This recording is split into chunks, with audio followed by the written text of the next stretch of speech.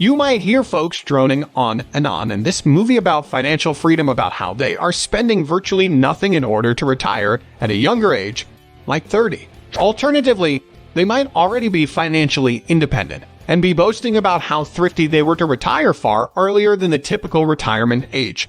This is to avoid ever having to pay rent or utilities again. Sell everything you own and go to the wilderness, leaving only a tent behind. With all humor aside, I genuinely came upon a blog that encouraged food dumpster diving. I declined. Realistically speaking, the most of us won't want to take the steps necessary to retire at 30, 40, or 50. Many readers of this article probably don't have enough saved up to maintain their current quality of living in their golden years, even if they were to retire at the age of 70. It bothers me to learn that, according to Northwestern Mutual's 2018 Planning and Progress study, around 21% of adults have nothing saved for retirement. As the expression goes, planning for retirement or even financial freedom is a marathon, not a sprint. Making small, achievable, and hopefully less stressful progress toward your financial independence goals will keep you on track and help you stay motivated. The most essential thing is to start, no matter how small. Here are the 8 levels of financial freedom that you should work towards achieving. Before starting, don't forget to like and subscribe to our channel for more future updates. So let's start. Level 1. Not living paycheck to paycheck. Creating an emergency fund is the first step toward financial freedom. In an ideal world, this would also involve paying off any credit card debt. Unfortunately, millions of Americans actually do live paycheck to paycheck. About 40% of households, according to the Federal Reserve's report on the economic well-being of you. Households in 2017 could not afford a $400 unforeseen bill. The majority of us experience a few unforeseen expenses each year, including auto repairs, medical expenses, and evenings out drinking with friends. Having an emergency fund will be helpful in those kinds of circumstances. Level 2. Enough money to quit your job.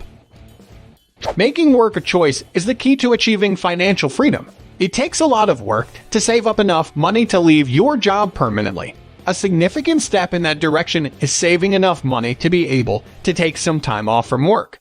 Even though you are not required to leave your work as a result, it is comforting to know that you have the option. You could wish to put money aside for a sabbatical or a lengthy vacation if you want extra credit.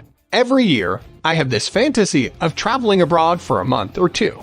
I won't be abandoning my career by any means, but it would require some preparation to be away from my financial firm for so long. That additional cash might potentially be used as your emergency reserve in the near future.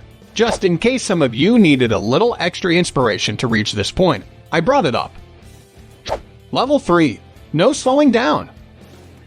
Financial freedom also includes retiring with enough money to maintain the current standard of living, to cover all aspirations, to take lavish holidays, and even to leave something behind for the next generation or a charitable organization. The next stage is to create a financial plan to help you reach your desired level of financial freedom after you have determined it. Establish definite, doable objectives and work toward achieving them. Don't be put off by terms like financial planning or other complex terminology. Planning for finances is more of a behavioral than an intellectual process. An illustration from Morgan Housel's influential book, The Psychology of Money, which discusses financial planning, is helpful to comprehend the significance of financial planning. When Ronald Read passed away in 2014, it garnered international attention. He was one among the 4,000 Americans worth more than $8 million who perished that year out of over 3 million total. Read spent 25 years repairing automobiles at a petrol station and 17 years mopping floors. This former janitor had donated more than $6 million to a local hospital and library, as well as $2 million for his stepchildren. The discipline Read adopted involved saving as much money as he could, buying high-quality blue-chip companies, and being patient with his investments. Level 4. Freedom of time. Many people want their schedules to be more flexible. Financial independence and time freedom go hand in hand. Together, they are about pursuing your passion or spending more time with your family after quitting the 9-to-5 job without going bankrupt. It can take the shape of more paid vacation days, flex time, or occasionally working from home. For some people, it would be quite advantageous to not have to take a day off of work in order to go to the dentist or take their child to the doctor. Level 5, enough for a basic retirement. Anyone you know that despises their job, really hates it, as a financial advisor, I have come across a few throughout the years. Those people would have done virtually everything to be able to retire as soon as feasible. Some had ideas like selling their house, finding roommates, or moving to a foreign nation with a low cost of living. It's important to note that those individuals were getting closer to retirement age. Consider what your bare-bones retirement might include if you wanted to retire early with financial independence. Could you relocate to a region with reduced living expenses? Would you stop going to restaurants for dinner? Develop a nest egg to maintain this minimal way of life. Although you probably won't end up relocating to that rustic cabin in the woods without running water, it can be comforting to know that you might. Other decisions you may make in life will be influenced by keeping in mind your minimum retirement requirements and knowing you have enough money saved to at least maintain some level of living in your early retirement. If you knew you would have to put in a few more years of effort, would you still lease a new luxury car? If downsizing your home meant you could retire now rather than in 10 years, it might seem more enticing. Level 6, enough to actually retire well. What would you need to maintain your standard of living in retirement, assuming you are doing okay and are satisfied with your current lifestyle? A major victory is being aware that you are on track to build up a nest egg to support that way of life. Those who have amassed sufficient assets or passive income sources to be in a position to retire comfortably win gold medals. Level 7, enough for dream retirement. What would your ideal life look like if you didn't work 40, 60, or more hours a week?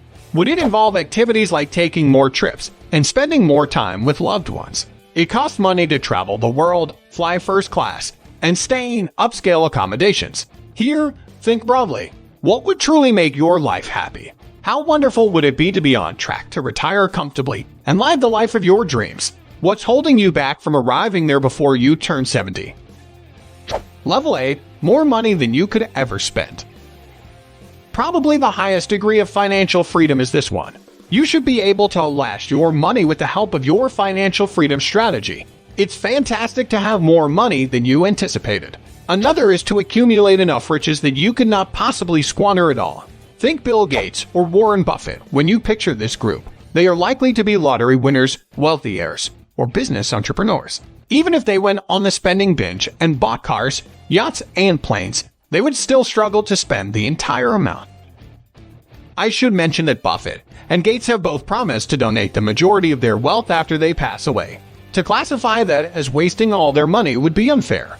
Consider where you think you fit on each of the aforementioned financial freedom scales. Use it as inspiration to continue working toward your most important monetary objectives. Even though I adore what I do and intend to always assist individuals with financial planning, it gives me some peace of mind to know that I will have the option to work into my golden years.